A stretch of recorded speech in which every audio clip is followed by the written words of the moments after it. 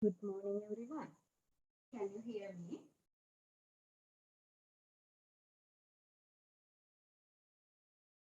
Hello, good morning. Good morning, madam. මට මේ next week Friday lecture එක වෙනුවට Monday Tuesday වගේ lecture එකක් දාගන්න පුළුවන් වේද? Friday එක වෙනුවට. එතකොට next day එක කරනවා. free time slot එකක් තියනවද ඔයාලට?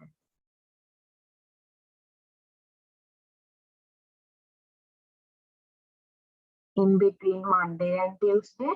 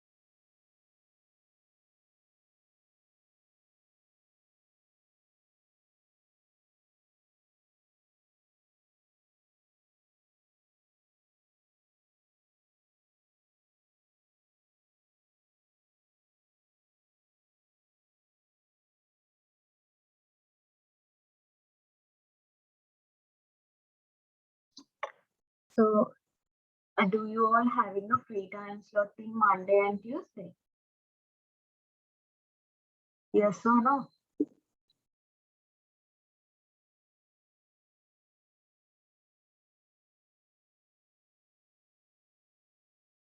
Can't you hear me?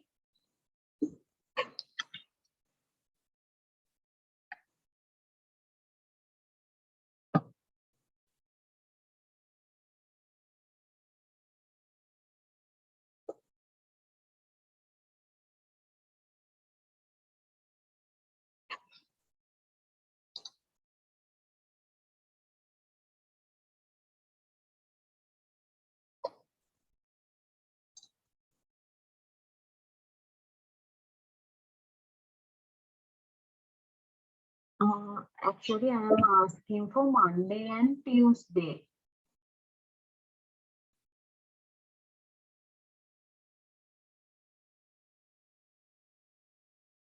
So instead of doing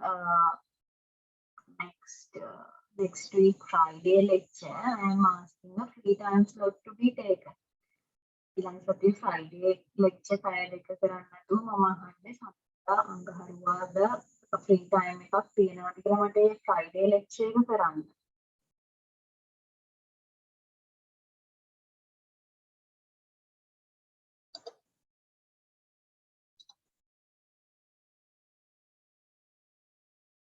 No, Tuesday 11:30 and පස්සේ තියෙනවා.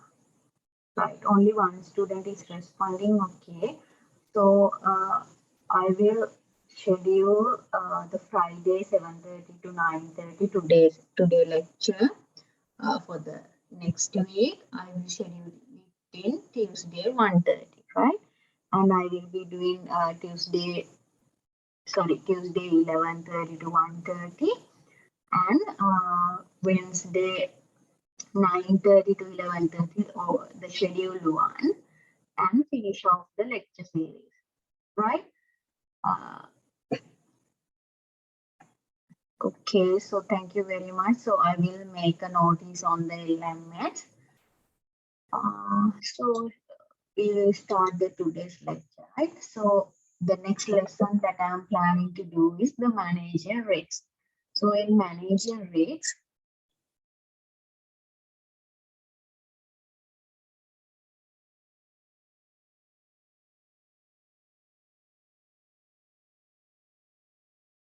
MIS තියෙනවද? ඔව් මැඩම්. එතකොට මේ මන්ඩේ වලත් ෆ්‍රී එකක් නැද්ද?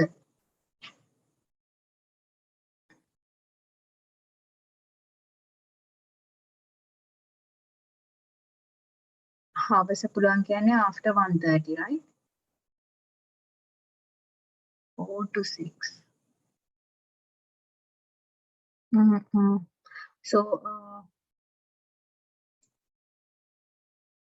Tuesday 1:30 වලින් පස්සේ lectures නැද්ද?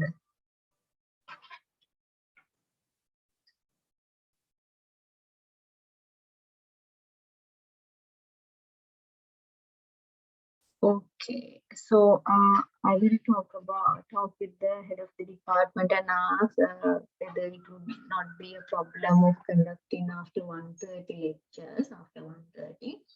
So then I will inform. So after 1:30 you did not have any lectures for 5 days, right? හැමදාම එකමාරක් පස්සේ lectures නැද්ද?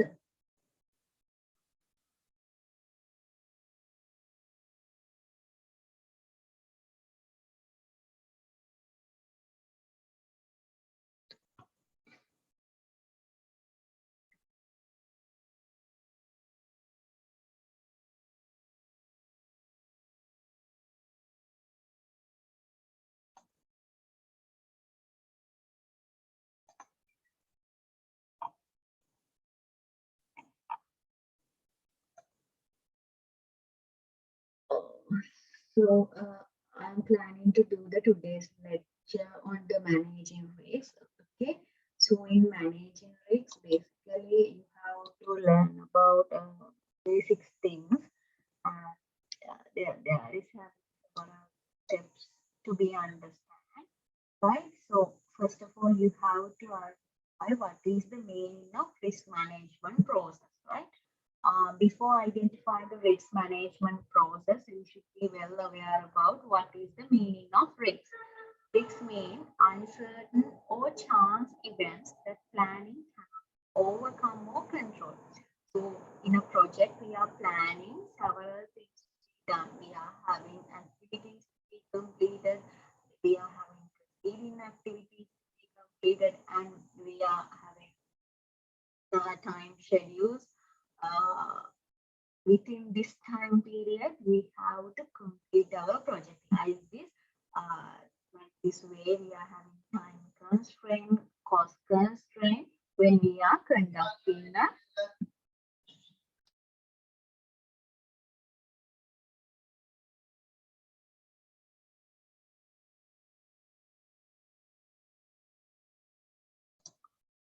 so likewise we are having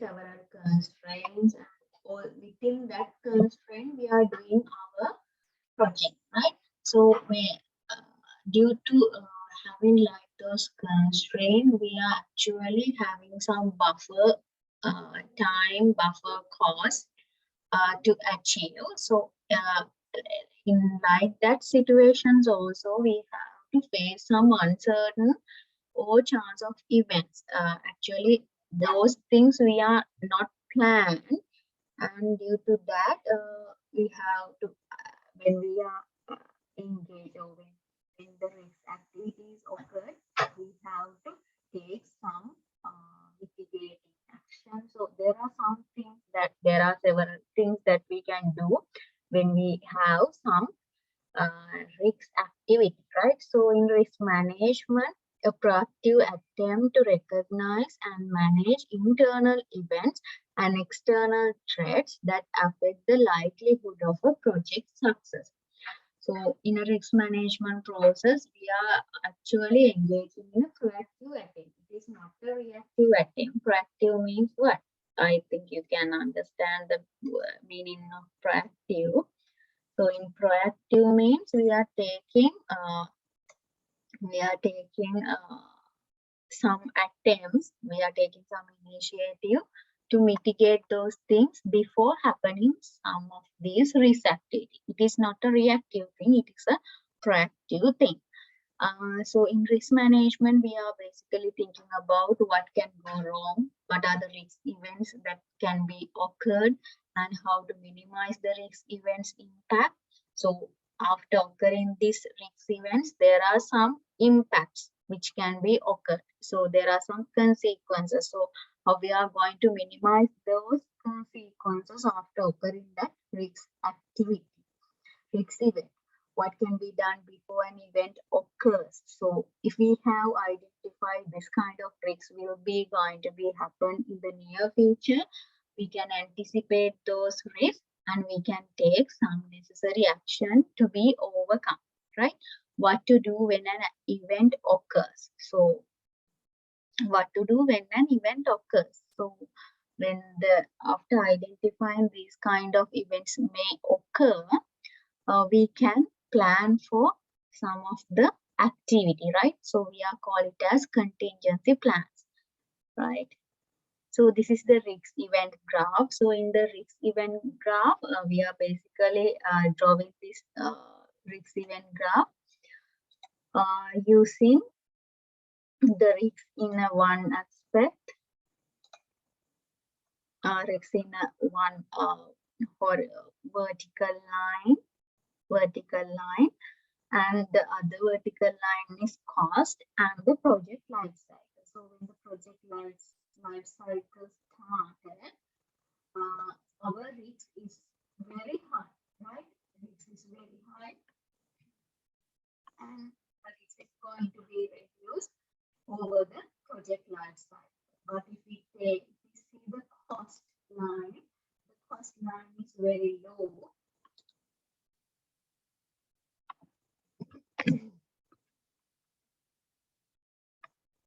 Can't you hear me properly?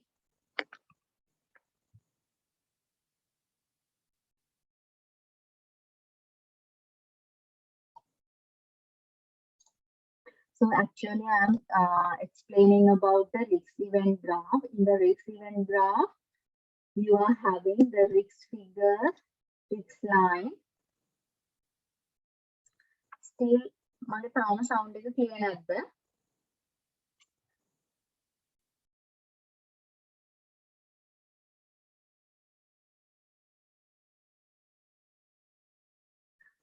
So I'm discussing about the risk event graph. In the risk event graph, we are having two lines, actually the risk line and the cost. And in the horizontal line, we are basically drawing the project life cycle, right? When the project life cycle, when the starting stages of the project life cycle, we are having higher risks, right?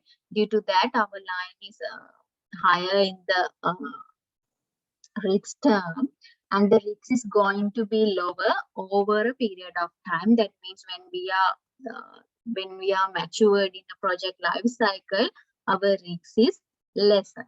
But if we take the cost, the cost that we have to incur in the initial stage of project life cycle is very low, and over the period of time when we are initiating and when we are planning, our cost is going to be increased, right? Can you hear me now?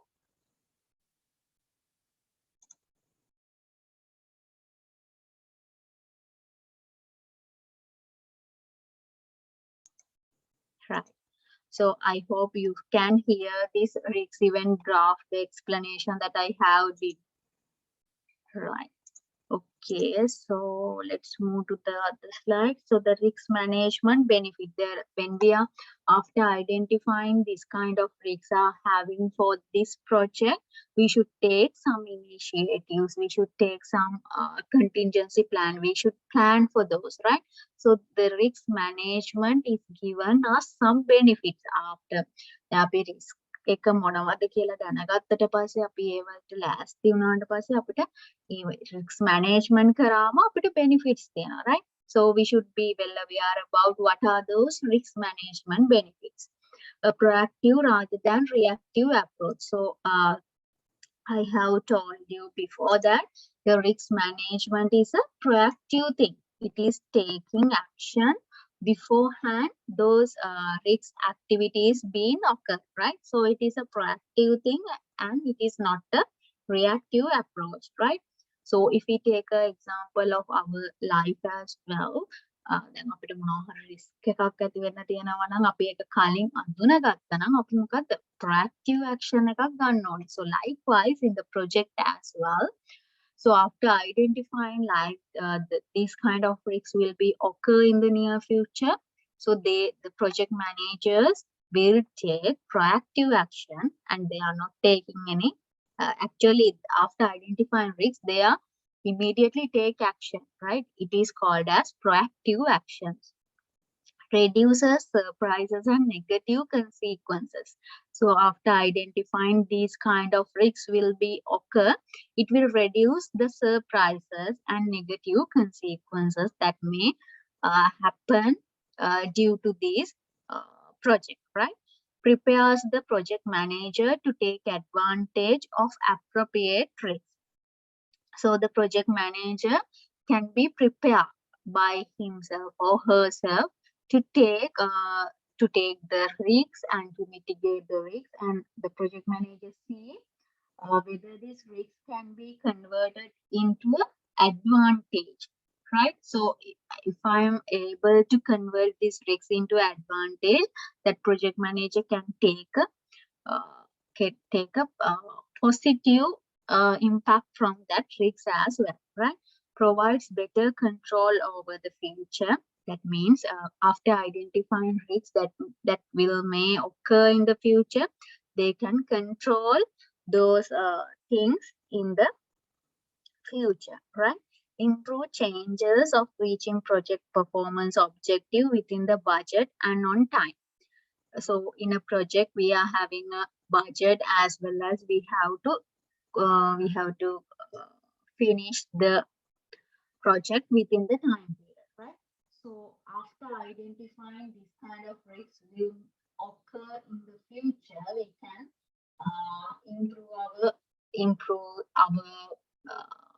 improve or we can accelerate our activities to be completed, and after that we can achieve those project impose budget as well as the time. දැන් අපි මේ project එකේ මෙන්න මේ වගේ risk තියෙනවා කියලා කලින්ම identify කරගත්තම අපිට project එක on time සහ budget එකේ within the budget achieve කරන්න පුළුවන්. මොකද after identifying like those risks we will eventually take some proactive action to be mitigate those risks, right? So those are the benefits that the risk management, due to this risk management, the project managers are receiving. So in a risk management process, there are 4 steps to be undertaken. The first one is risk identification. In that risk identification, first of all, we have to analyze the project to identify sources of risk, right? So after identifying risks, that means it is a non-risk. So after identifying those risks, we can assess that risk. That is called as risk assessment, and this is the second step. So in risk assessment, assess risks in terms of severity of impact and likelihood of occurring and controllability. So this risk assessment can be done based on the severity that the risk can be given for our project and likelihood of occurring and how much of controllability that we are having, right? So the risk assessment we can engage, we can do as a second step. So after doing this risk assessment, we can develop the risk response development. So in a risk response development, develop a strategy to reduce possible damages, develop contingency plan, right? So all these steps I will discuss in detail in the coming slides. So risk response control means implement risk strategy, monitor and adjust plan for new risks, change management, right? So we will see. So in the managing risk, the first step I have told you is risk identification. Generate a list of possible risks through brainstorming, problem identification, and risk profiling. So these are the things that we can do by brainstorming and problem identification and risk profiling. So by doing these three things, we can list out these are the possible risks to be occur. Macro risks first, then specific events. So we can identify the macro risks first. So we can eventually identify these are the macro level risks that we can encounter. So if we take the today's context in Sri Lankan scenario, we are having a lackage of shortage of fuel, right?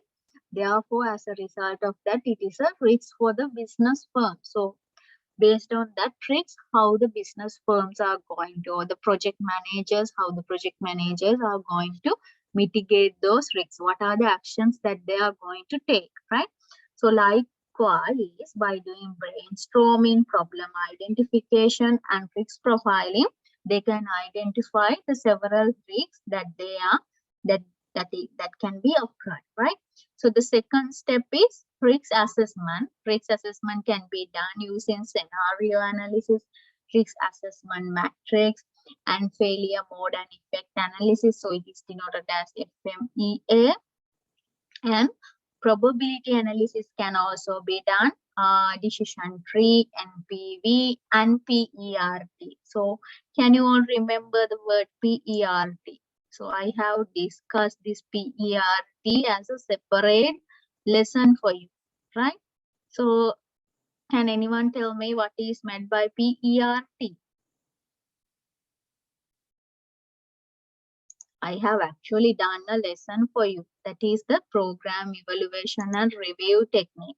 So by using this program evaluation and review technique as well, you can assess your risk level, right? So semi-quantitative scenario analysis. So those are the instruments or the things that you can use when you are assessing your risk assessment, right? So the partial risk profile for product development project. So this is a partial risk profile for a product development project. So when we are having a project, we should do a risk profile, right? So in that risk profile, we can include what are the technical requirements. Are we are able to meet that technical requirement or not? So what in terms of design, what kind of risks that we are going to incur? So likewise, in terms of staffing, what is the risks we are going to encounter? So is staffing inexperienced or understaffed? Whether our staff is having a well experienced one, or whether they are whether we are having less number of staff. So likewise, for each and every category, we can categorize into several parts of occurring the risks, and we can identify whether we are having the risks for the company. The risk profile එකේදී අපි කරන්නේ ඇත්තටම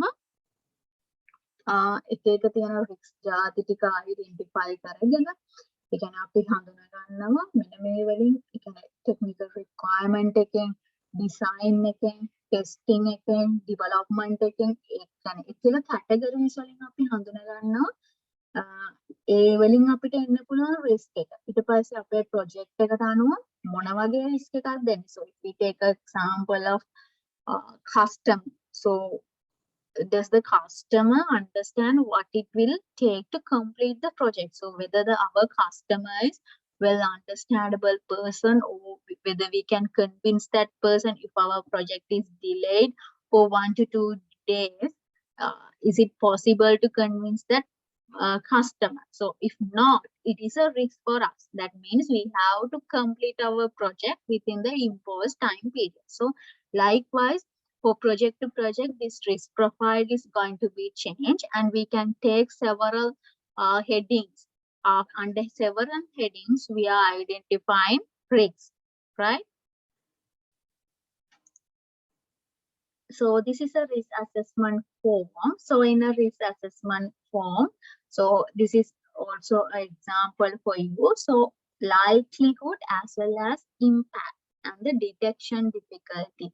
So likelihood of happening the interface problem is 4. That is mean. So this range is going from 1, 2, 3, 4, 5. So 1 means it is less likely to be happen, right?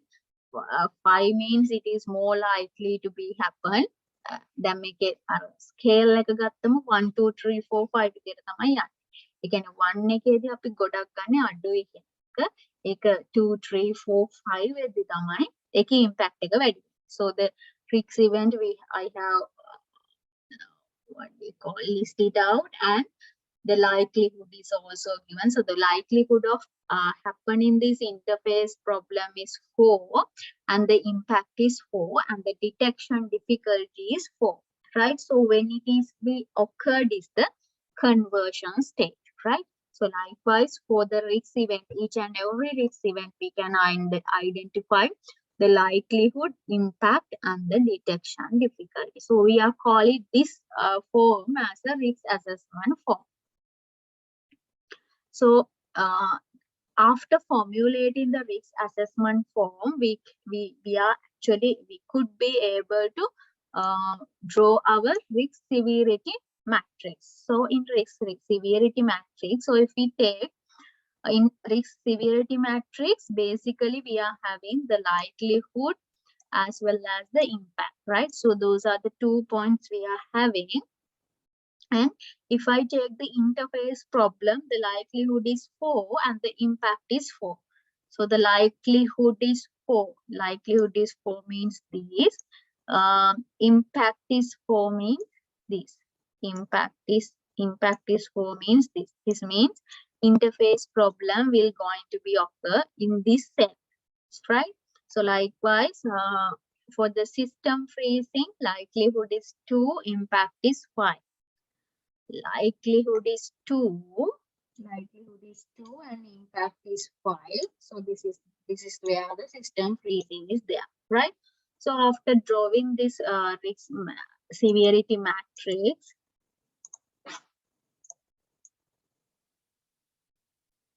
risk severity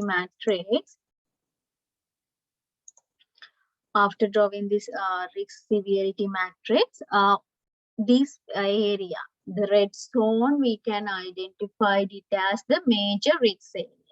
So this yellow, we are call it as this light pink area, we are call it as the moderate risk or the yellow zone.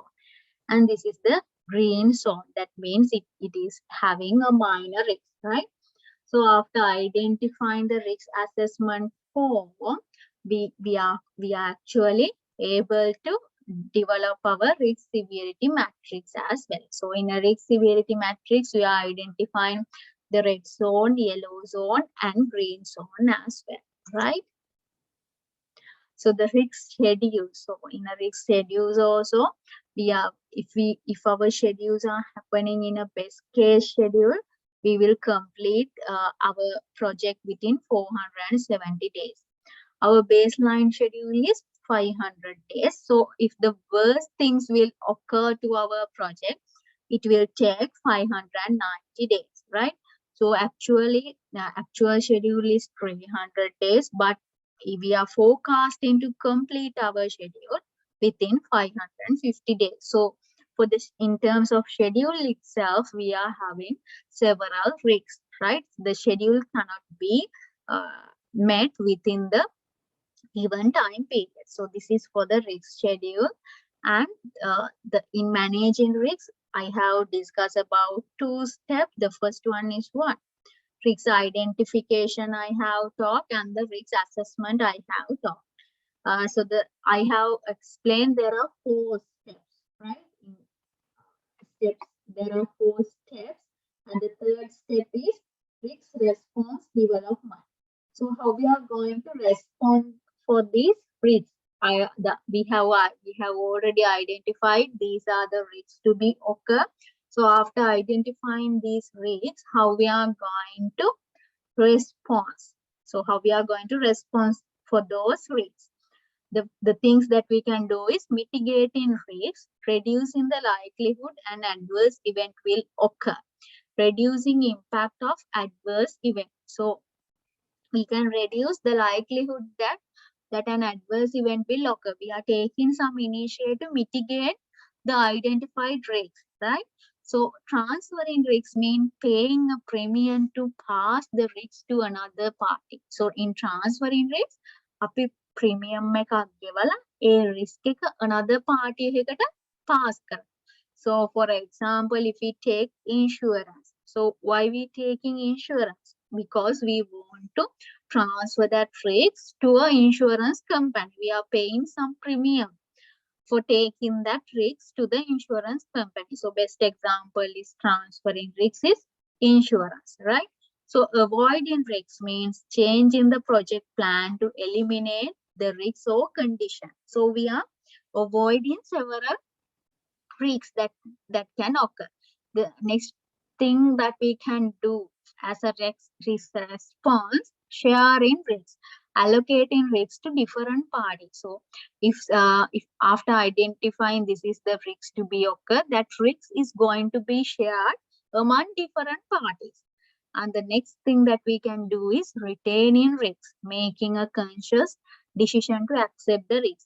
We cannot mitigate that risk or transfer that risk or avoid that risk or share in that risk. That means we have to retain with that risk. We have to accept that risk. So those are the things that we can do in a risk response development. So after identifying these kind of risks to be occurred in this project, and these are the things, we sometimes we can mitigate that risk. Sometimes we can transfer that risk to the insurance company. Sometimes we can avoid that risk happening. And we can share that risk among different parties, or otherwise the last option is we have to retain with that risk, right? So the contingency planning means අපි මොනවා හරි risk එකක් ඇති වෙන්න පුළුවන් කියලා හිතලා ඒකට plan එකක් හදනවා, right? So in contingency plan, an alternative plan that will be used if a possible foreseen risk event actually occurs. So if a possible foreseen risk event that will actually occur, this is an alternative plan. So if something happened badly, this is the plan that we are going to initiate. A plan of action that will reduce or mitigate the negative impact consequences of a risk event. So these are the actions that we are going to use to reduce as well as mitigate the negative impact that will occur from the risk event. Risks of not having contingency plan. So there are some companies who are not having this contingency plan. So if those companies are not having contingency plans, mean it is a risk for themselves, right? Having no plan may slow managerial response. If they are not having any plan, means when the risk event will occur, they could not be able to respond for that risk in an immediate manner, right? So it will delay the response time for them. So if we are having a contingency plan, we know when the risk event is occurred, what are the things that we can do immediately, right? So having no plan may slow managerial response. Decisions made under pressure can be potentially dangerous and costly. So අපිට දැන් මේ contingency plan එකක් තිබ්බ නැහැයි කියන්නේ management එක හිතන්නේ නැහැ මොන වගේ දෙයක්ද කරන්න ඕන කියලා. So දැන් මේ risk එක ඇති වුණාම එතකොට ඒගොල්ලෝ ගන්න decisions ගන්න මොනවද? ඒ කියන්නේ ඒගොල්ලෝ සෑහෙන pressure එකකින් නම් තමයි මේ decisions ගන්න. So that will be not good, right? It is a dangerous and it is a costly thing. So the decision made under pressure can be potentially dangerous and costly. So if the company or the project is not having a contingency plans, means it is itself a risk for them. So it is better to have a contingency plan. So risk response matrix. So in a risk response matrix, you can, so these are the risk events that I have identified in the previously, and how I going to respond for that risk event. So all these 3 risks I'm going to reduce, and the last one I am going to transfer. So what is the contingency plan that I am going to plan for these each kind of risk? And what is the trigger, as well as who is responsible for these risk events. So likewise for our project as well, we can have like this risk response matrix, right? Risk and contingency planning, there are several risks, right? So if we take in terms of risks, the technical risks are there, schedule risks, cost risk, funding risks, and these are the basically the classification of having several risks. So if we take technical risks, backup strategies if chosen technology fail. Now අපි තෝරගත්තු technology එක fail වුණොත් අපි backup විදිහට තව technology එකක් තියාගන්න. We can call it as technical risk. Assessing whether technical uncertainties can be resolved. So after identifying this kind of technical errors that can occur, what are the resolving action that we can take, right? So the next one is schedule risks. Use of Slack increases the risks of late project finish. දැන් අපිට slack time එකක් තියෙනවා කියන්නේ slacks ගොඩක් තියෙනවා නම් slack එක increase වෙනකොට අපිට risk එකක් නැහැනේ. අපේ project එක late වෙලා finish කරන risk එක අපිට අඩු කරගන්න පුළුවන් if we are having increased number of slack. Impose duration dates, absolute project finish date. So if we are having imposed time period, if the customer or the client is requesting the project to be complete within the imposed time period, it is a schedule risk for our project. Compression of project schedules due to shortened project duration date. So if we are shortening the project duration date, means we have to compress the project schedule. So these are schedule risks. And the cost risks. Time cost dependency links. Cost increases when problems take longer to solve than expected. දැන් අපේ time cost එකයි අතර directly link එකක් තියෙනවා. දැන් cost එක වැඩි වෙනවා අපි මොකක් හරි ඇවිල්ලා එක problem එකක් ඇවිල්ලා ඒකට අපි solve කරන්න යන කාලය වැඩි වෙනවා කියන්නේ it will immediately increase our cost as well. So deciding to use the schedule to solve cash flow problems should be avoided. Now, schedule when we are doing a project, we are expecting that we will get the cash flows, right? So it is not a good thing. It is not a good practices to be conducted.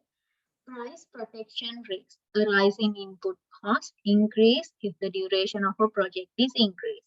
So දැන් අපේ duration එක වැඩි වෙනවා කියන්නේ project එකකට ඒ වගේම අපේ input cost එකත් වැඩි වෙනවා කියන්නේ අනිවාර්යයෙන්ම අපිට යන cost එක එතනදී increase වෙනවා. So we have to take some price protection risks. Otherwise, we are unable to complete the project within the given cost, right?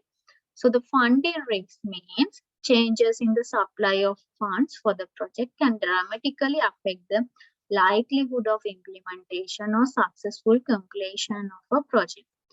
So there can be, we are unable to fund our project within the given time periods, right? Now අපිට තියෙන ඒ කියන්නේ අපිට project එක කරන්න ඕනේ funding requirement එක we cannot meet that funding requirement. So it is itself a risk to us, right? So contingency funding and time buffers. contingency funding means, contingency means we are having an extra plan to do our project. So contingency funds mean funds to cover project risks identified and unknown. Size of funds reflect overall risks of a project. So if our fund, the contingency fund is larger, that means we are having a massive risk, right? If our contingency fund is lower means, or a smaller means, we are having a small risk, right? So budget reserves means are linked. Budget reserves mean are linked to the identified risks of specific work package. So budget reserves are directly linked with the work packages. So I think you can remember the wordings, work package and all these things. I hope you can remember, right? So the management reserves mean are larger funds to be used to cover major unforeseen risks, change in project scope of the total project. So management reserves එකකුත් අපි කරනවා. ඒකෙදි ගොඩාක් වෙලාවට unforeseen risk එකකට තමයි ඒකත් කරන්නේ. ඒක larger fund එකක්. In terms of management, they are having this management reserve. So if we are going to change our project scope means it is a management reserve. That means it is a major unforeseen risk, right?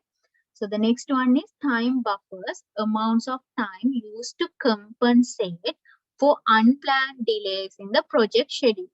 So time buffers means amounts of time used to compensate for unplanned delays in the project schedule. So there can be unplanned delays that will occur. Due to that reason, we are having several time buffers, right? So the contingency fund estimate, we are having budget baseline. This is the budget that we have already. And for that budget, we are receiving some kind of budget reserve, because we know when we are doing a project, we have to have several kind of risks. Therefore, we are reserving our budget. So after reserving that budget, and when we are get the total out of this budget baseline and budget reserve, we can take the project budget. Right, for the in terms of design activity, the budget baseline is 500, and we are reserving 15 for this as a budget reserve. So the project budget is 550. So likewise, we are doing for each and every activity. Actually, the activity that can be having that may have risks, we are adding a budget reserve. And the management reserve is a thing that we are going to occur in terms of changing the project scope, or like those, it is a massive thing, right? So for that, we are allocating directly for the project budget, and we are taking the total project budget as well. Okay, so the last step is risk response control. So in a risk response control, we can control the risks. That means execution of risk response strategy, monitoring of triggering event, initiating contingency plans. So we have now developed the contingency plan. So now we can initiate those contingency plans as well. Watching for new risks, whether we are having new risks to be occurred when we are engaging in the previously identified risks. We have to see whether we are having a new risks as well. Establishing a change management system, that means monitoring, tracking and reporting risks, fostering an open organization environment, repeating risk identification assessment exercise, or assigning and documenting responsibility for managing risk. So we can establish change management control. So the change management control system is explained in detail here. Sources of changes, project scope change. That change management එකේදී වෙන්නේ අපේ project scope එක අපි change කරනවා. Implementation of contingency plan or improvement change. So in a change management, we have to actually go through with several process, right? So firstly, we have to identify the proposed change, list expected effects of proposed change on schedule and budget. So after identifying the proposed change, we can list it out. The proposed changes on schedule and budget, review, evaluate and approve or disapprove of changes formally. දැන් අපි propose change එක list out කරනවා. ඊළඟට ඒකෙන් එන්න පුළුවන් effect එක අපි බලනවා. ඊළඟට ඒව review, evaluate and approve or disapprove of changes formally. Negotiate and resolve conflict of change, condition and cost. Communicate changes to parties affected. So the parties who are going to affected due to these changes, we have to communicate them, right? And the next step or the next step of this process is assign responsibility for implementing change. So after communicating to those parties, we have to give them responsibility for implementing these changes and adjust master schedule and budget. Track all changes that are to be implemented. We are going to track all the changes that we are going to be implemented, right? So this is the change control process. Change is originated here and change is request. Change request we are submitting after identifying the change. We are submitting our change request and review change request. So we will have a panel of people and we are reviewing whether the change request is okay. So after that, we are going to approve. So if we are approving the review change request, we can update the plan of record and distribution for the action. We can take some action to be done to complete this change, right? So if the change request is not accepted, we have to again go and make a change request submit, right? And if it is not approved, we have to go for this step. Okay, so benefit of a change control system. These are the benefits that we can get of change control system. Inconsequential changes are discouraged by the formal process. They are not allowing us to get the inconsequential changes, right? So in a change control process, they are always encouraging us to have a consequential process, right?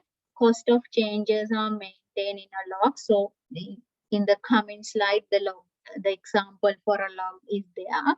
So actually this is the change request log. These are the things included in a log. And integrity of the work breakdown structure and performance measures is maintained. We can integrate the work breakdown structure as well as the performance. Allocation and use of budget and management reserve funds are tracked. We can allocate some budget as well as the reserve for the for this change control, and responsibility for implementation is clarified. So after communicating these kind of changes to be occur, we are assigning responsibility for the individual, right? So all the people are clarified about their responsibility. Effect of changes is visible to all parties involved. The parties who are engaging in the change control system, they are know what are the changes that is going to be implemented for this project. Implementation of change is monitored, and the change can be monitored as well, right? And scope changes will be quickly reflected in baseline and performance measures. So if we are going to change our scope, that will quickly explaining in the baseline and performance measure. So those are the benefits that we can get by doing a change control system, right? This is the change request form, this kind of request form that we have to prepare.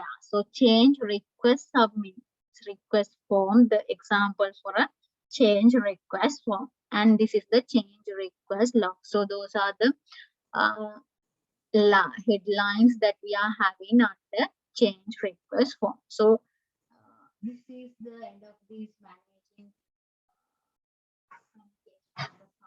These are the things that I want to actually discuss with you under this topic, right? So, and I am hoping to do a small questions with you as well. So, uh,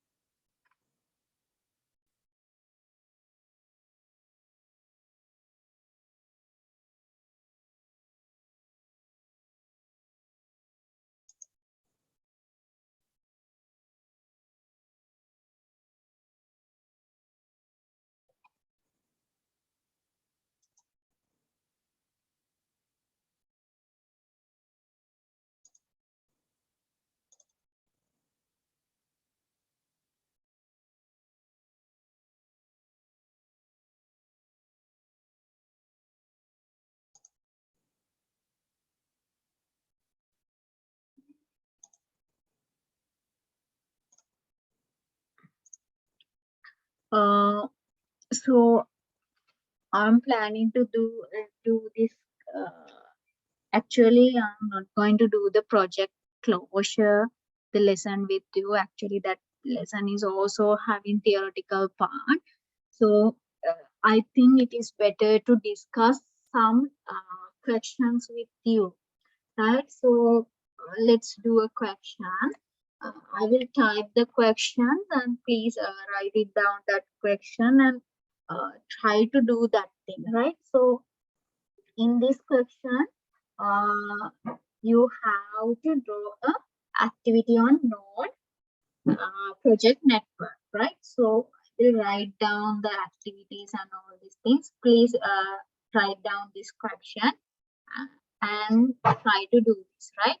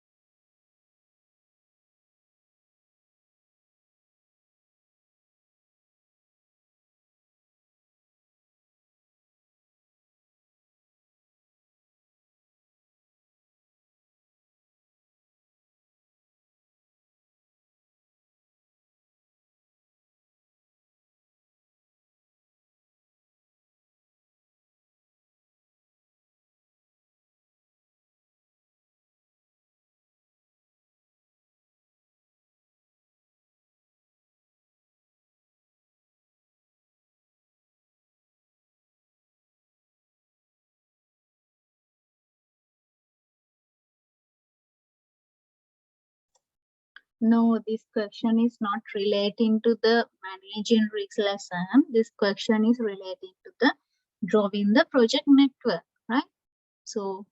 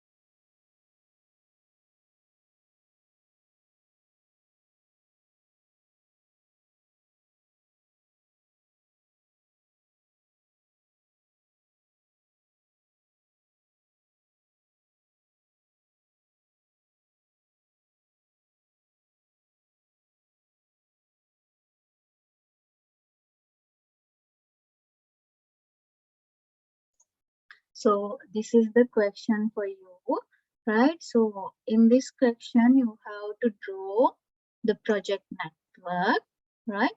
Project network using activity on arrow approach, right?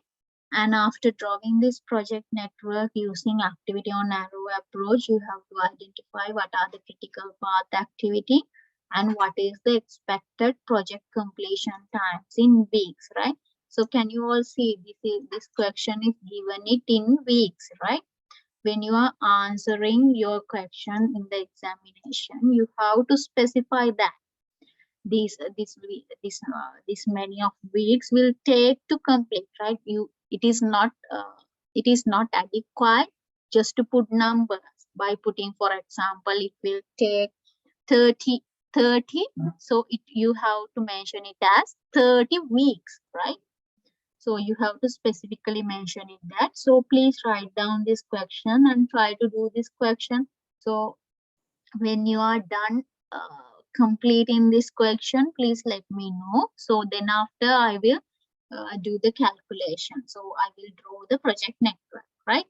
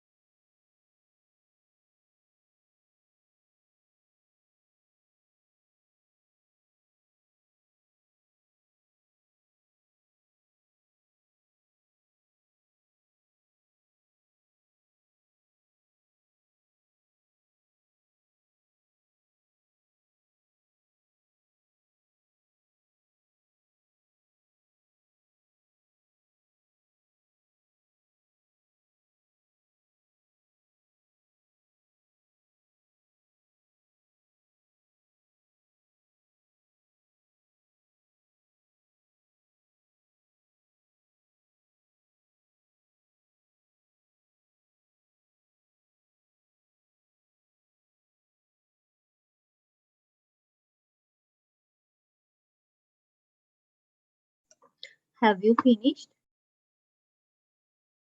Do you want more time or shall I start to do?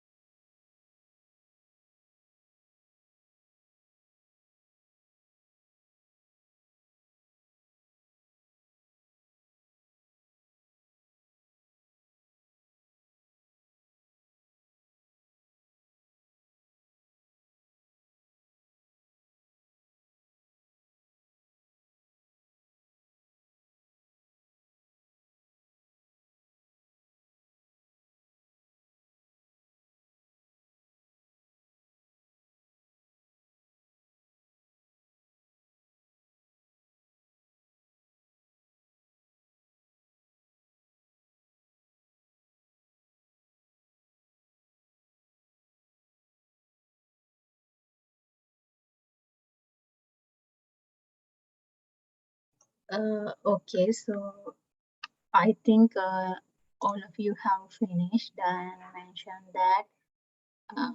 I think you finished, right?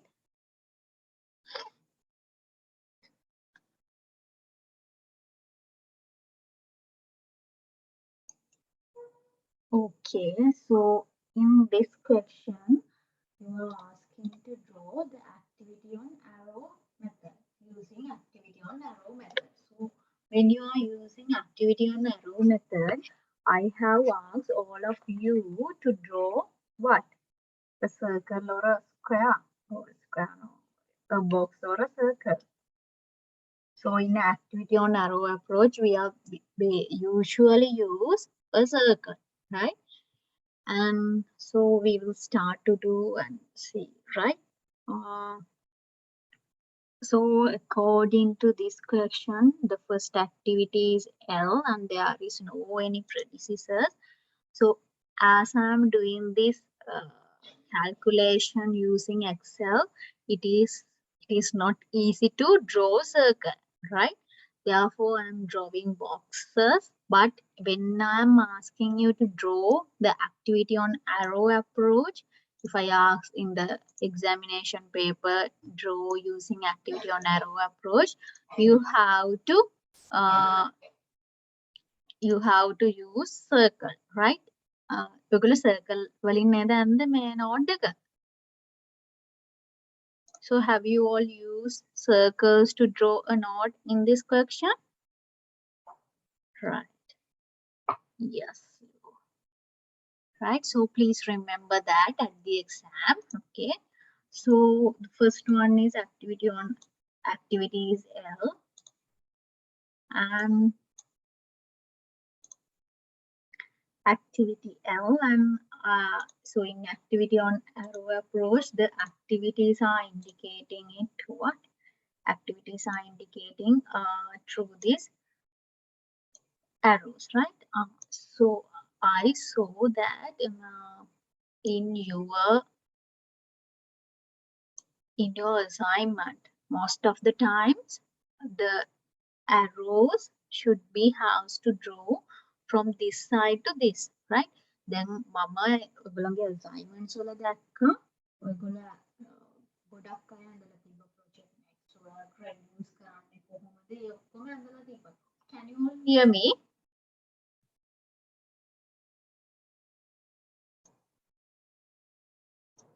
මාව ඇහෙනවද?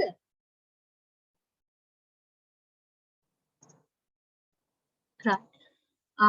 දැන් මේ project network එක අඳිනකොට මම දැක්ක ඔයගොල්ලෝ මේ ඒ කියන්නේ arrows indicate කරලා තිබ්බා arrows දැන් හරිනම් යන්න ඕනේ මේ විදිහට. දැන් arrow එක මෙතනින් start කරලා ඊළඟ arrow එක මෙතනින් finish වෙන්න ඕනේ. සමහර අය ඇඳලා තිබ්බා මේ arrow එක කියන්නේ මේ මෙතෙන්ට ඒ කියන්නේ circle එකේ නම් ප්‍රශ්නයක් නැහැ. දැන් අපි මේක activity on node approach එකකින් යනවනම් අපි මේ අඳින්න මේ boxes නේ. එතකොට අනිවාර්යයෙන්ම මෙතනින් start කරලා මෙතනින් ඉවර වෙන්න ඕනේ. සමහර assignments වල තිබ්බා මෙහෙන් arrow එක ඇඳලා මේ පැත්තට වෙනකම්. මෙතනින් පටන් අරන් මෙතෙන්ට වෙනකම්. ඒවා හරි approaches නෙමෙයි. You have to draw the arrow starting from here and it should be ending from here. දැන් ඊට පස්සේ arrows සමහරක් ඒවල connect වෙලා නැහැ. මේ boxes connect වෙලා නැහැ. ඊට පස්සේ circles connect වෙලා නැහැ. එහෙම වෙන්න බෑ. project network එකකදී අනිවාර්යයෙන්ම මේ arrows දෙක අනිවාර්යයෙන්ම connect වෙලා තියෙන්න ඕනේ. ඒ වගේම තව මම දැක්කා සමහර අය table of content එක දාලා නැහැ. ඒවා simple formatting is, so when you are in a third year it should be there in the assignment, right? So some of them just entered the title in the table of content. They did not enter the what do you call page numbers, right? So for that I have to reduce marks, right? I am sure those who are in the lecture දැන් මට හිතෙනවා මේ lecture එකට එන අය නම් ඒව පිළිපදින්න නැති කියලා. මේ අර project network එක නම් please remember that you have to connect all these nodes, right? Otherwise it is not actually it is not the correct way, right? You have to start from here and end it another node, and those arrows should be connected with each other, right? So this arrow is for the L activity, and L activity weeks is 2, right? L activity, and it is having a 2 weeks, and for the M activity the predecessor is L. The predecessor is L.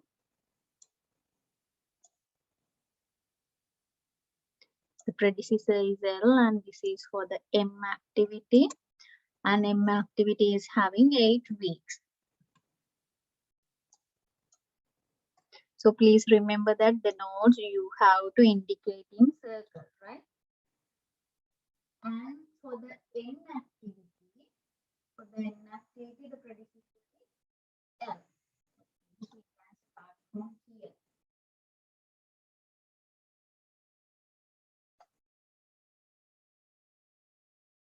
Can you see I have connecting all these things each other? I am not putting any kind of spaces in between them, right?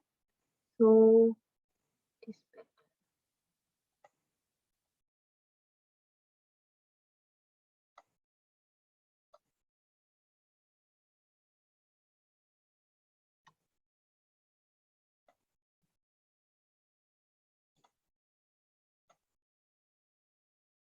So this is for I have completed this one.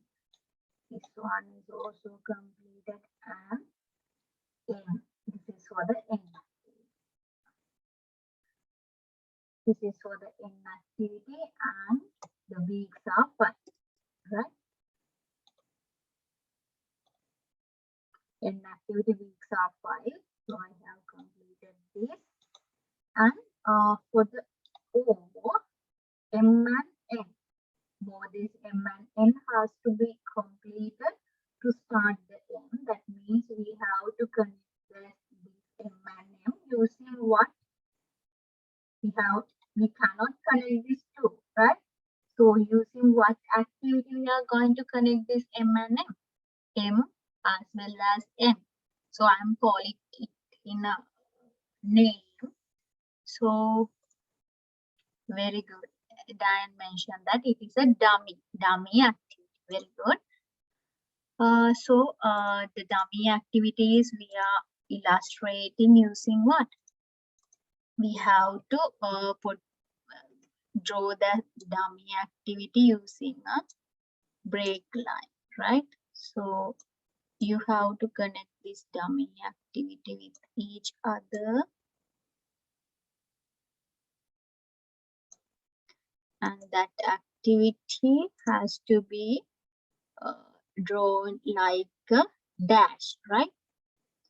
So can you see that dashes?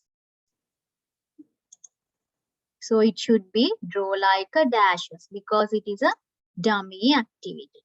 So after connecting M and M using a dummy activity, we can start to do the O activity, right? So we can start to do the O activity.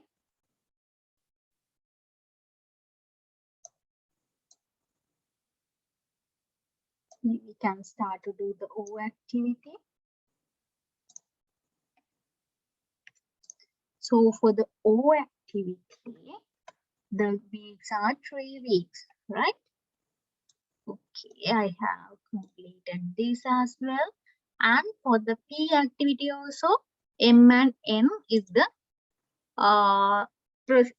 predecessors. That means we can start this using this as well.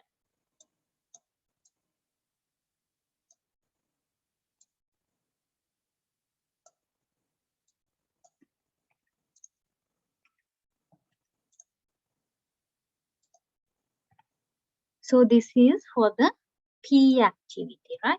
This is for the P activity and it is having 8 weeks.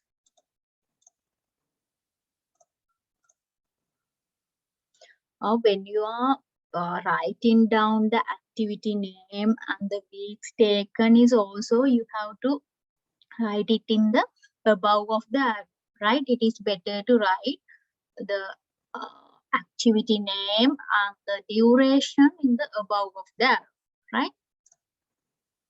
The next one is Q activity. For the Q activity also M and N is the predecessor.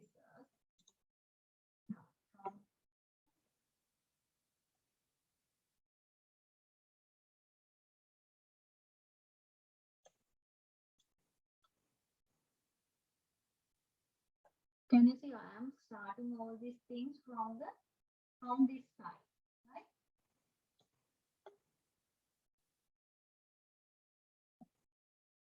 P and this is for the Q.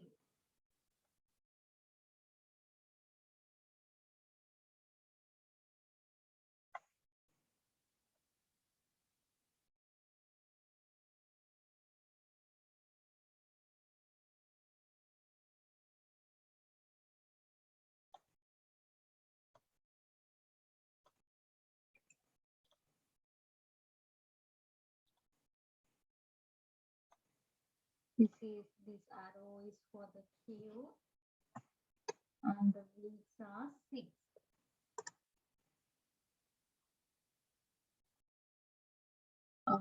You have to put this in the above of the arrow, right? And for the R, P is the predecessor. P is the predecessor. For the R,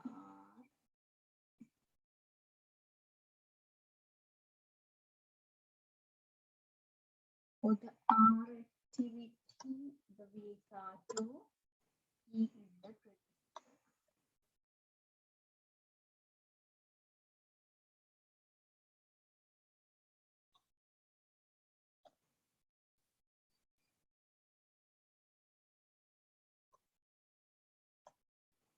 For the S activity, O is the predecessor.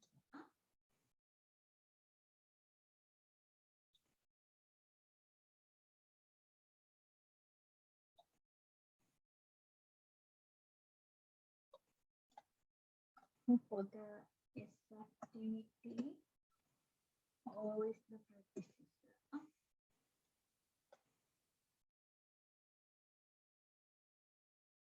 So if I make some mistakes, please tell me, right? So I have done S activity and Q and S. So how we are going to connect this Q1 after complete activity, we have to start the key activity. So that means we have to take this Q activity to the above. It is better to take it as above, otherwise we could not connect that two, right?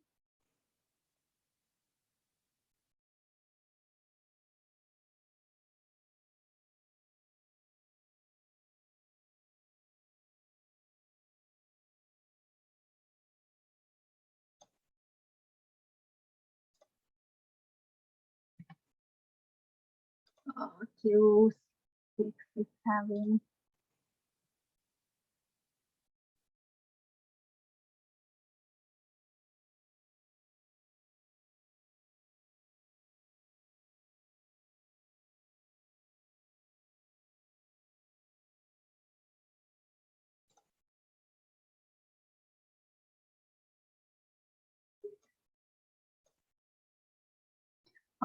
Q after completing Q and S both.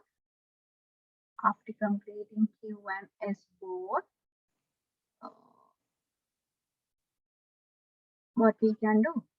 After completing Q and S both, we can start to do the key activity. That means we can connect this using what?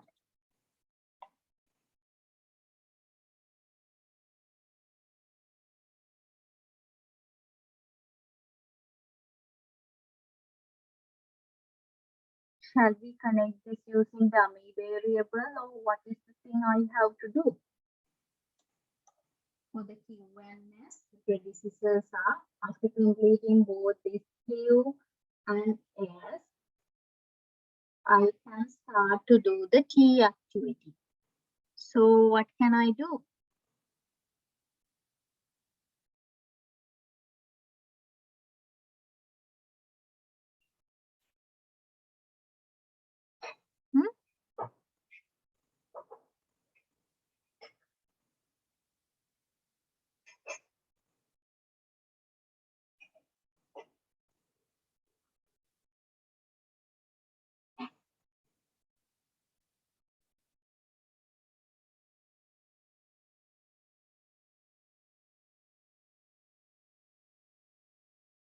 I have to draw a dummy, right?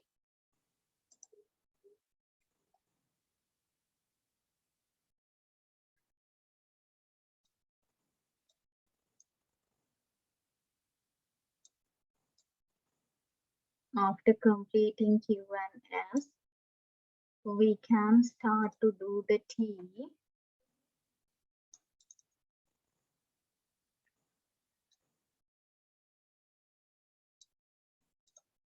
So for the T activity, 7th,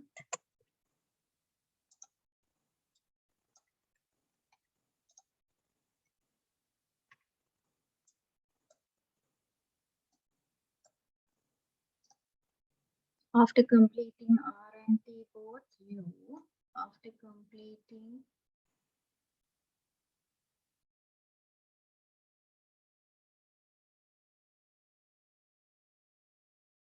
we can connect this Q and S both together, right?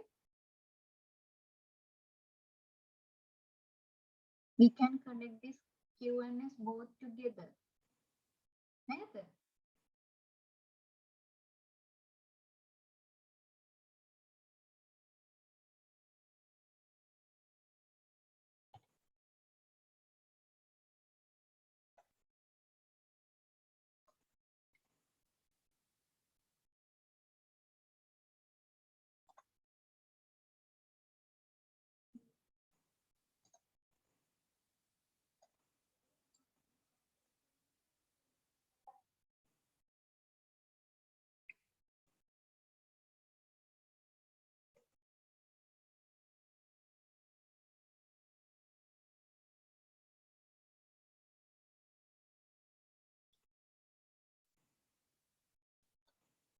This is for the Q. And this is for the S.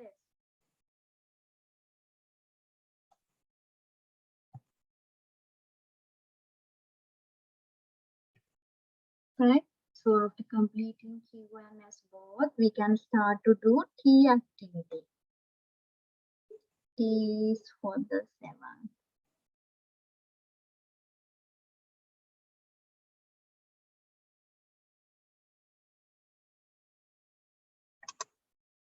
T is for the 7. And after completing R and T, U. After completing R and T,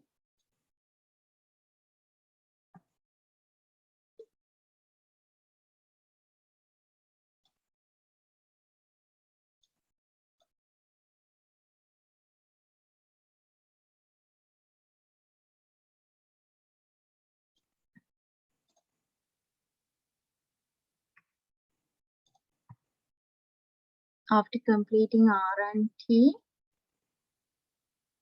U. U is 3.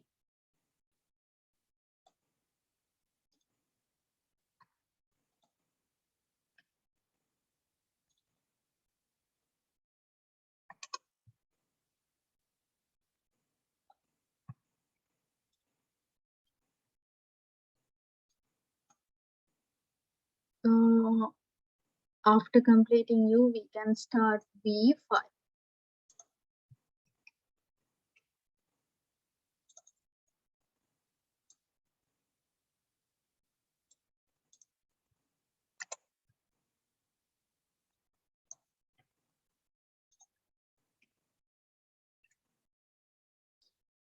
Have you all draw this project network according to this or you have drawn it in a different way?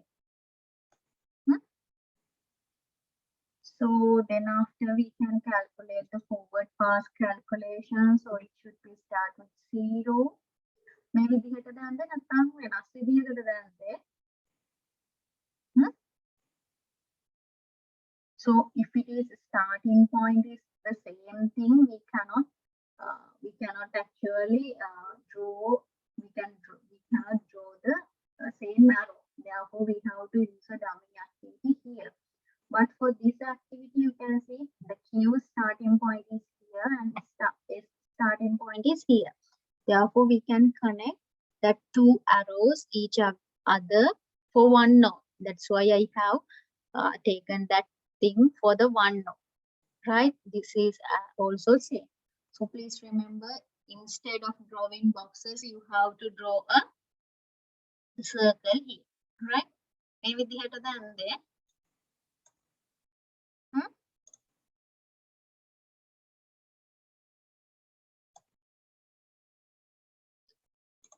Right. Why don't you respond? Don't you do the calculation or don't you draw this project network?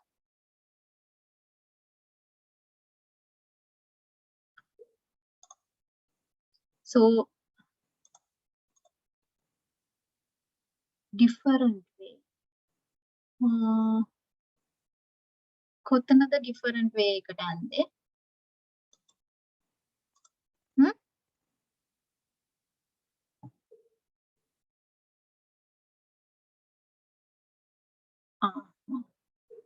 Right. So දැන් මේකෙදි ඇත්තටම බලන්න ඕනේ ඔයගොල්ලෝ මේ arrows connect කරන්න පුළුවන් තැන් වලදී connect කරන්න. දැන් මෙතන M and N වලදී connect කරන්න බෑ. ඒකින්ද අපිට අනිවාර්යෙන්ම dummy එකක් අඳින්න බෑ. මේ විදිහට අඳින්න. Right, so I will do the forward pass calculation. 0 plus 2. This should be 2 here. For that 2, I am adding 8. That means 10 here. And for this 2, I have to add 5. So after adding 5, it should be 7. And for this 10, the dummy is having 0. That means 10. So in a forward pass calculation, I have to take the largest value. That means I have to take 1. I have to take 10 here, right? So I will take 10 among these two, right? Among these two, I take 10. And for this 10, it is going for here as well. This 10 plus 3 means 13. 10 plus 8 means 18. And this 10 should be added for this 6. That means it is 16. So this is 16. And for this 13 plus 6 means 19. So among this 16 and 19, the biggest value is 19. Therefore, I have to take this 19 here, right? Okay, so for this 18, you have to add 2. You have to add 2, as well as for the 19, you have to add 7. After adding 19, 7 means 26. So among that two values, the highest value is 26, right? So take this 26 for this, and 26 plus 3 means 29. 29 plus 5 means 34, right? So this is the forward pass calculation, 7 plus 10. So in here, I will highlight that, right? So I have done the forward pass calculation. So now I'm going to do the backward pass calculation. 34 here, minus 5 means 29. 29 minus 3 means 26. 26 minus 7. 26 minus 7 means how much? 26 7 means 19 here. And after this 9, this 26, 26 minus 2 means 24 here. After this 19, you have to deduct 6, that means 13 here. Right. So 19 minus 6 means 19, 19 minus 6 means 13. 13 minus 3 means 10. 19 minus 6 means 13. 13 minus 3 means 10. 24 minus 8 means how much? Should be 60, right? So as I'm doing a backward pass calculation, I have to take the the least or the lower value, and it should be what? It should be 10. It should be 10. So I take this 10 here, and this 10 is going here as well, dummy 10. After deducting 10,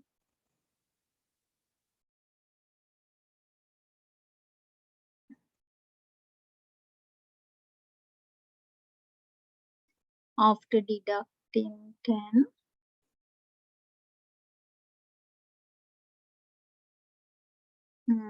after deducting this 10, so it is better if we can add this dummy by in දැන් අපිට මේ dummy එක මේ පැත්තෙන් ඇඳලා මෙහෙම ගන්න පුළුවන් වුණා නම් හොඳයි. එතකොට අපේ project එක ඉවර වෙන node එක ඉවර වෙනවා කියලා පේනවනේ. So 10 minus 8, 10 minus 8 means 2.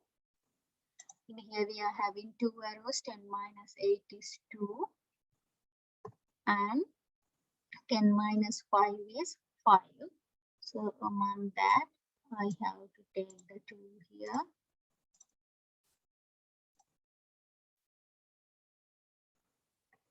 Two minus 2, 0. Right? So the question they are asking is, what are the critical path activity?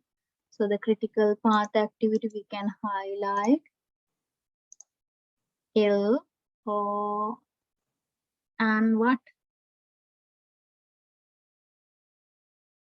M, and the dummy is also going, right? And the next one is what? This O,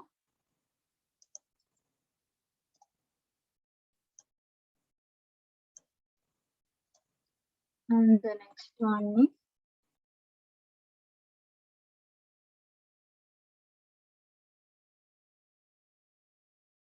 what is the next one? L, M, O. ඊළඟට මොකක්ද?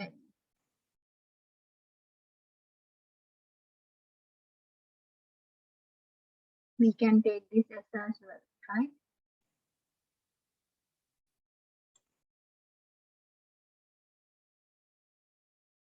S, T,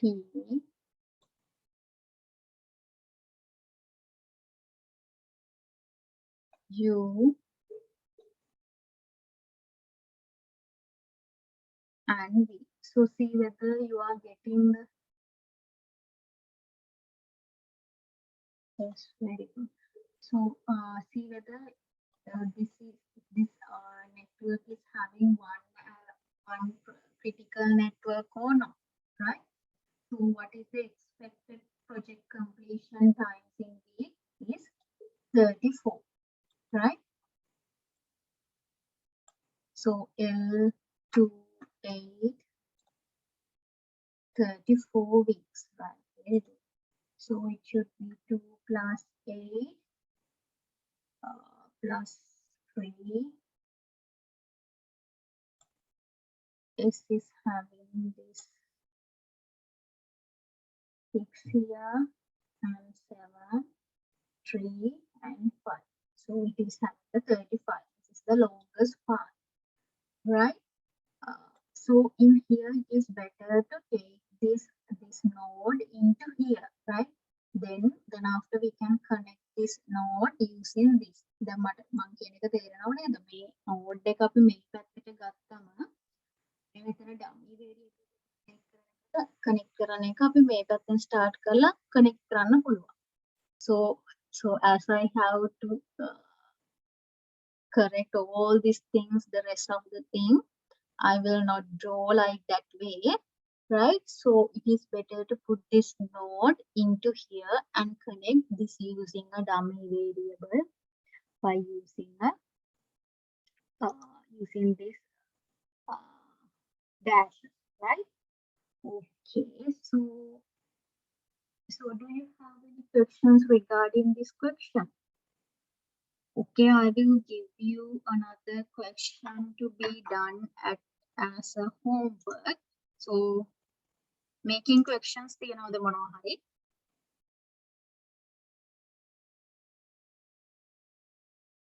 Do you have any questions? Okay, thank you for responding me. And I will give you another question to be done as a homework, right? So the following 5 tasks form the entire critical part of the project network. So please write down this.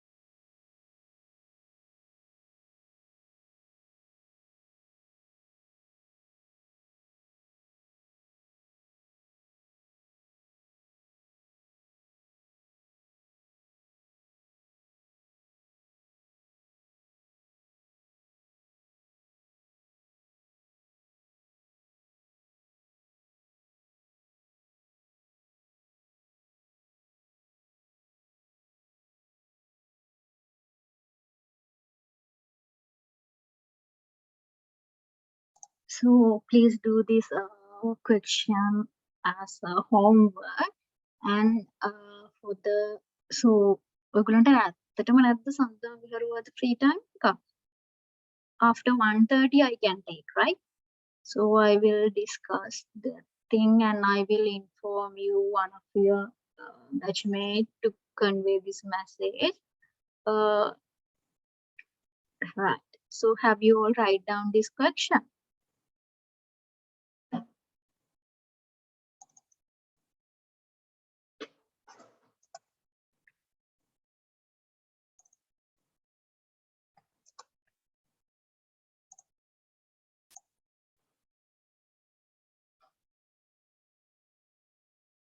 Yeah, Wednesday I'm having 7:30 to 9:30 the macroeconomics lecture. Otherwise I can take, right? Wednesday night.